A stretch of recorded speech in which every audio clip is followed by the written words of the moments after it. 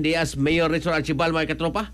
Ni tataw nga nakaschedule na daan ang iyang pag-adtos Manila maong wa makatambong sa West Philippine Sea Victory Day. Mo ni rason ko no. Ato ni Siron pinagi sa report ni katropang Crystal Joy Filerka.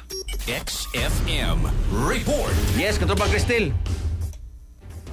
Gitataw ni Mayor Nestor Archival nga wa siya makatambong sa dihang gisaulog sa Cebu City Government ang West Philippine Sea Victory Day niadtong Lunes, Hulyo 13 tungod kay niadto siya sa kauluhan. Mahinumduman nga gisaway siya ni Vice Mayor Tomas Osmeña nga playing safe tungod sa wa pagtambong sa maong kalihukan.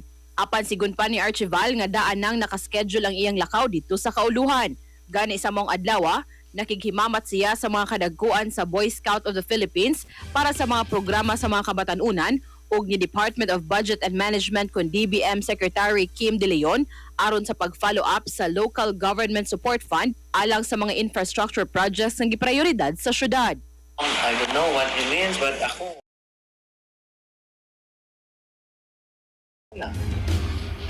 I was there, wa ko nagduwa dito.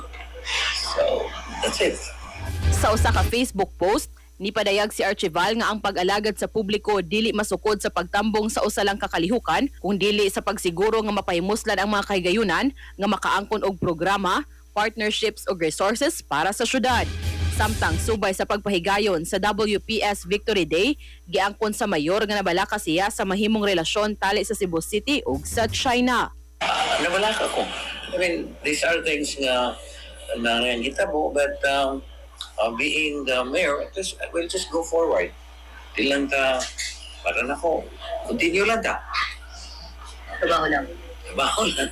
Para sa atong mga katropa nga gustong paligunon ang immune system, malikayan ang ubo, hilan at labad sa ulo ug di makahilab sa tiyan, ang Santhone Vitamin C, the alkaline vitamin C maoy haom alang kanato mga katropa.